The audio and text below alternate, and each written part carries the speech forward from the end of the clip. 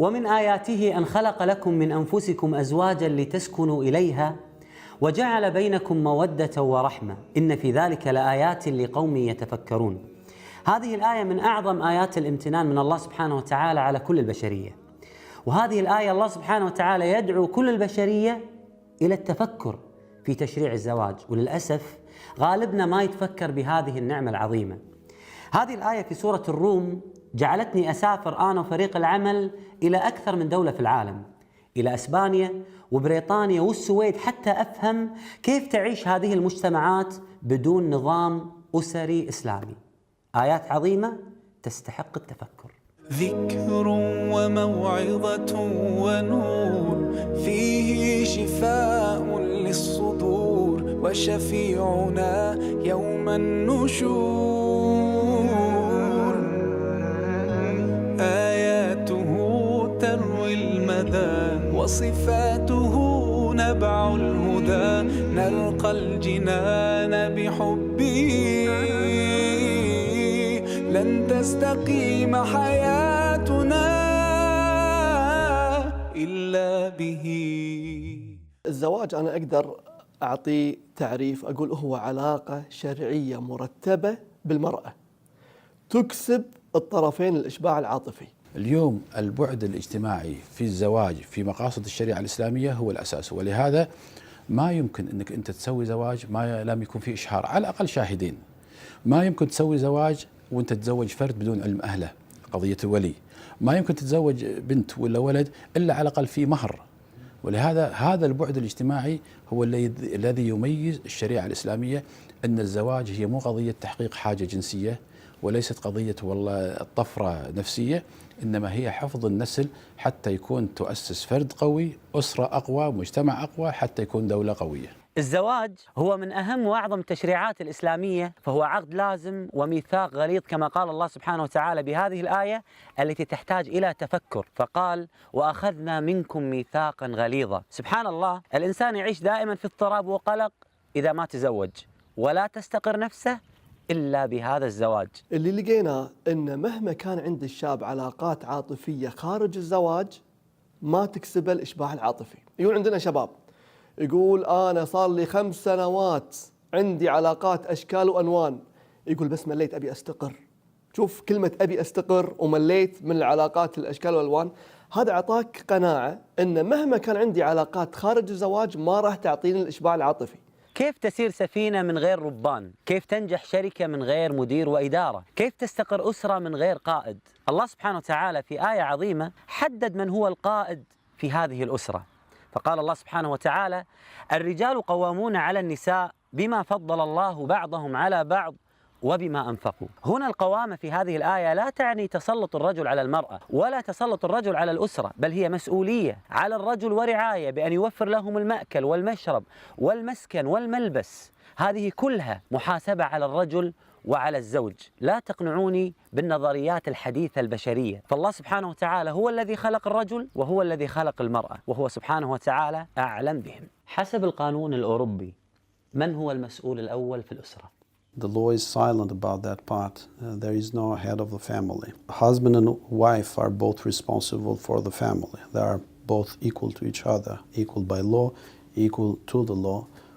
So they both have the responsibility to pay the bills. They both have the responsibility to execute all the debts. It's not such a division who is the head of the family, who is the first, the responsible for this family. الزوج هو المسؤول عن الإنفاق. لو كان للزوجة راتب ورصيد ودخل أحسن من راتب الزوج هو مسؤول شرعا يعطيها. إذا الزوجة أعطت الزوج من دخلها فهذا فضل منا جزاه الله خير. But it's up to the couple to make that decision. We don't have any rules that say men must do A, women must do B. It's really up to the couple to decide who's going to do what in the relationship. هو طبيعة الشباب السويدي لا يعني يرغب في الزواج مبكرا، لأنه ليس عنده مانع من أن يمارس العلاقة الجنسية مع الغير بدون يعني مؤاخذة عليه. ممكن الزواج يكون في مرحلة عمرية يعني متقدمة، يعني في ال 35 40 في بعض العوائل طبعا ينجبوا الأولاد وبعدين يتزوجوا. الإشباع العاطفي من علاقة مرتبة بالمرأة، مو علاقة عشوائية بالمرأة. اللي يأكد هذا الشيء أسلوب الأجانب. شوف الأجانب تلقى الشاب والشابة يعيشون مع بعض بعلاقة مفتوحة في بيت واحد، يوم من الأيام يقول لها أنا بتزوجك وتفرح وتستانس. طيب ليش تبي تتزوجها؟ ليش ما ظليت بعلاقة مفتوحة؟ لأنه ما لقى الإشباع العاطفي. الإشباع العاطفي ما يجي إلا بعلاقة مرتبة بالمرأة. أما منظومة الزواج بمسؤوليتها، بمفهومها الاجتماعي النفسي الديني القانوني، دي فعلا بتؤدي إلى يعني أوقات كتيرة جدا بتتأخر نتيجة إن الإنسان بيكون منخرط في العمل، وفي نفس الوقت فيه جوانب نفسية بيرفض إن هو يكون أسرة يتحمل مسؤولية تربية أولاد. للأسف كثير من الشباب في هذا الوقت يعطل الزواج ويتأخر في الزواج بسبب هذا العذر، أبي أكون نفسي، إنه ما عنده المبالغ اللي تكفيه للزواج. ولكن الوعد الذي جاء هو من الله سبحانه وتعالى الذي لا يخلف وعده سبحانه، ومن النبي صلى الله عليه وآله وسلم الذي لا ينطق عن الهوى. اسمع هذه الآية، الله سبحانه وتعالى يقول: اسمعوا يا كل الشباب وأنكحوا الأيام منكم والصالحين من عبادكم وإمائكم إن يكونوا فقراء يغنيهم الله من فضله. والنبي صلى الله عليه وآله وسلم يقول: 3 حق على الله عونهم، الناكح الذي يريد العفاف. لقيت أن في قبل 5 سنوات تقريبا أكثر حالات الزواج للشباب تصير بين سن 20 و 24. كان تقريبا بالسنة 3000 إلى 4000 حالة زواج، اللي هي تقريبا نص حالات الزواج. احنا بالسنة عندنا 9000 إلى 10000 حالة زواج كويتية، فنصهم عادة يكونون وين؟ بين 20 و 24. الفترة الأخيرة 2017 خصوصا لقيت لا، أكثر حالات الزواج قاعد يصير بين عمر 25 و 29. فهذا قاعد يعطيك مؤشر ان في مجموعه من الشباب قامت تختار مو تعزف عن الزواج، تاخر زواجها شويه. أما بالنسبة للشباب العربي المسلم فهو لا طبعا هنا فتن وإغراءات كثيرة جدا، فهو حفاظا على دينه يسارع إلى الزواج مبكرا. ولذلك أنا أشجع الناس وأقول كل شاب أو فتاة عندها 18 سنة أو على الأكثر 20 لابد أن يكون متزوجا. والزواج هنا بصدق ميسر جدا. في الشرق هناك تعقيدات ومهر كبير وأثاث بيت عظيم ومثل هذه الأشياء، فهي فرصة للشباب أن يغتنم المسلم حتى يعف نفسه، فالنفس إن لم تشغلها بالحق شغلتك بالباطل. أنا أختي من يومين تقول لي أنا بالدوام ما أسمع من صديقاتي إلا يشتكون من أزواجهم ويسبونهم. واحد يقعد مع ربع بالديوانية ايش يسمع منهم؟ يقول له أنت من صدقك تبي تتزوج الحين؟ أنت تبي تقط نفسك بالمشاكل من الحين؟ هذا رفيجك عنده مشاكل خاصة فيه حسب شخصيته، حسب عدم استعداده. مو شرط هذا ينطبق عليك إذا كنت أنت مستعد وعندك ذيك الشخصية المؤهلة. وبالتالي إذا كان في أسباب تأخير مو عزوف، فسبب الخوف المحيط حول فكرة الزواج، وكثير منه خوف غير صحيح. فأنا أقول لكل الشباب: ألا يكفيك بزواجك أن النبي عليه الصلاة والسلام يوم القيامة يفرح فيك ويفتخر فيك ويباهي بك الأمم؟ ألا يكفيك بزواجك أن عملك الصالح ما يتوقف حتى بعد مماتك، أن أولادك يدعو لك بعد مماتك؟ ألا يكفيك بهذا الزواج أن الله سبحانه وتعالى يحميك من الفحش والرذيلة؟ فوالله لا أجد مبرر لتأخر الشباب في الزواج.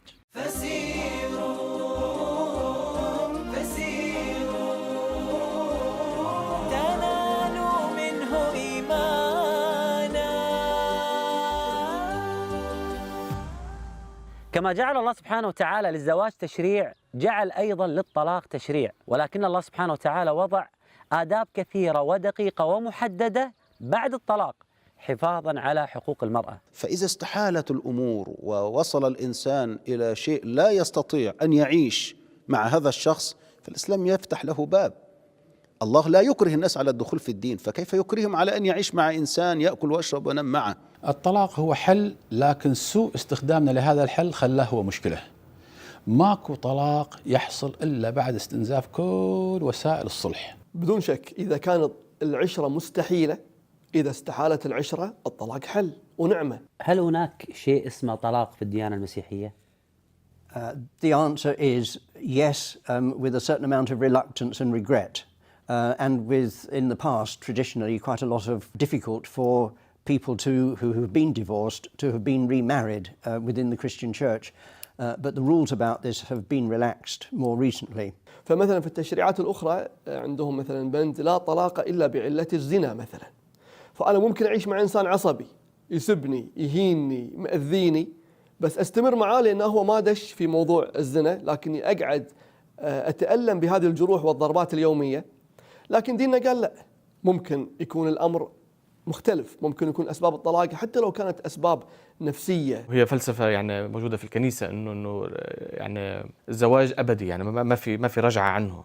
فهم لو عندهم علاقات يعني غير جادة فيعملوها قبل الزواج، ولما يتزوجوا إنه خلاص هذا معناته الاستقرار. إذا تم الطلاق بين الزوجين هل يتم تقسيم كل ممتلكاتهم أيضا؟ Usually the judge, if the couple, husband and wife, do not agree to close the marriage in agreement, usually evaluate which is the property that comes during the marriage. لدرجة حتى لما بيتزوجوا فبيكتبوا عقد، أنت أملاكك إيه قبل الزواج وهي أملاكها إيه قبل الزواج، وإذا حصل طلاق فهي بتحتفظ باللي هي كانت تملكه قبل الزواج وهو بيحتفظ باللي كان بيملكه قبل الزواج، وبيقسموا بالنص اللي هم حصلوا عليه في خلال فترة الزواج. What society tries to do is to make sure we have in place some laws that look at issues with respect to economics, so that the distribution of economic of wealth is made fairly. Right now, it's becoming more common. Pre-marital agreements, pre-matrimonial agreements. ولهذا أنا كثير من المنظمات النسائية لما يتكلمون عن حقوق المرأة أقول لهم المرأة إحنا إذا تطلقت عندنا في الشريعة الإسلامية لها 8 حقوق. بعضهم يقول إحنا ودنا نصير مسلمين حتى يحصلون على حقوقهم. هل يسمح بالطلاق بالشريعة اليهودية وهل هو متاح الآن؟ Jewish laws always permitted divorce. So in my community, both a man and a woman can initiate divorce in those circumstances. In some parts of the Jewish community, only a man can initiate divorce. الطلاق يعني في السويد إذا كان عندهم أبناء الطلاق بياخد سنة تقريبا، إذا ما كانش فيه أبناء فبياخد 10 أيام يعني. سبحان الله، يمكن لأننا نحن ولدنا على الإسلام لا نستشعر أحيانا نعم الله سبحانه وتعالى علينا في هذا التشريع الرائع والجميل. الرجل عندما يطلق المرأة عنده 3 مرات يستطيع أن يطلقها، مرة ومرتين وثلاث، كل هذا حتى يحافظ الله سبحانه وتعالى على الأسرة. جعل الله سبحانه وتعالى الطلاق بيد الرجل، لأن غالبا الرجل لا يستخدم العواطف في اتخاذ القرار في الطلاق، وهذا أيضا لحفاظ الله سبحانه وتعالى على هذه الأسرة. انظر إلى هذه النقطة المهمة جدا، إذا طلق الرجل المرأة طلقة واحدة أو مرتين تستطيع المرأة أن تبقى في بيتها. الله سبحانه وتعالى يقول لا تخرجوهن من بيوتهن، وكل هذا لحفاظ الله سبحانه وتعالى على كيان هذه الأسرة. اللي يميز الشريعة الإسلامية عن غيرها من الشرائع السماوية أن الشريعة الإسلامية تقوم على 3 أركان: مودة ورحمة ورعاية. اليوم العلماء يقولون أي زواج حتى ينجح يجب أن يتوفر فيه 3 محاور للحب: محور البيولوجي والمحور النفسي والمحور الاجتماعي. اليوم في الغرب يعيشون حياة يسمونها حياة الكوهابيتيشن. تشوف بعض المشاهير لاعبين كرة أو ممثلين يعيش مع زوج أو مع صديقته عيشة الأزواج، يكون حقق الجانب البيولوجي وحقق الجانب النفسي، ما أن يتزوجون إلا تبدأ الدور الحقيقي، وهذا هو اللي يميز الشريعة الإسلامية. من عظم أمر الزواج عند الله سبحانه وتعالى بأنه جعل الزواج آية، كما أطلق الله سبحانه وتعالى على خلق السماوات والأرض بالآية. الله سبحانه وتعالى يقول ومن آياته أن خلق لكم من أنفسكم أزواجا. الآية اللي بعدها الله سبحانه وتعالى يقول ومن آياته خلق السماوات والأرض، وهذا من عظم الزواج عند الله عز وجل. ثم قال الله سبحانه وتعالى وجعل بينكم مودة ورحمة. المودة دائما تكون في علاقة الزوج مع الزوجة في بداية الزواج، يكون بينهم الحب. أما الرحمة تكون إذا حصل خلاف بين الزوج والزوجة أو قصور عند الزوجة أو قصور عند الزوج، هنا تحتاج الرحمة. فلا يستقر بيت زوجية إلا بأمرين: المودة والرحمة. ما أعظمك يا ربي كل الأمر لك، ما أكرمك ولا أنت أرحم من ملك، يا من إذا ندعو أجاب، ما خاب من هو أملك، بالحب تعبدك القلوب، تهفو إليك لتسألك، يا من يقول النبي صلى الله عليه وآله وسلم: أهل الجنة ثلاثة، وذكر منهم ومسلم عفيف متعفف ذو عيال. الحاجات الفطرية للإنسان وخاصة بالشهوة جاء الإسلام لينظمها بدقة وحكمة، وقد لا نفقه تفاصيلها: شروط نكاح، الطلاق 3، وأخرى من التشريعات الكثيرة التي لا نعلمها، ولكن الله سبحانه وتعالى هو الذي يعلم حكمتها، فهو الذي أحاط بكل شيء علما. لاحظوا معاي في آخر سورة الطلاق بعد بيان التشريعات الكثيرة جاءت هذه الآية العظيمة. يقول الله سبحانه وتعالى: الله الذي خلق 7 سماوات ومن الأرض مثلهن يتنزل الأمر بينهن لتعلموا أن الله على كل شيء قدير وأن الله قد أحاط بكل شيء علما. سكت الوجود لأن حرفك قال حقا مبينا صادقا برهانا. أنت الحقيقة لا الظنون تعالى، من بالحقيقة أنزل القرآن. وحويت أسرار الوجود وبك الجمال لك الخلود يا محكما، وإذا العقول تاهت لحكمته تعود. وحويت أسرار الوجود وبك الجمال لك الخلود يا محكما، وإذا العقول تاهت لحكمته تعود. أنا ما بيشعر أن هذا البرنامج هو برنامجي، هذا البرنامج هو برنامجكم. كل واحد فيكم ينوي من الآن أنه يكون داعية لله سبحانه وتعالى ولو بآية. ارسل رسالة أو صورة أو فيديو، وأنا بإذن الله راح انشر لكم كل هذه المقاطع اللي تكون مناسبة لعظمة هذا الكون، وأنها تكون تتكلم عن حكمة التشريع الإسلامي. ارسل الآن إلى موقع نون ولا تتردد.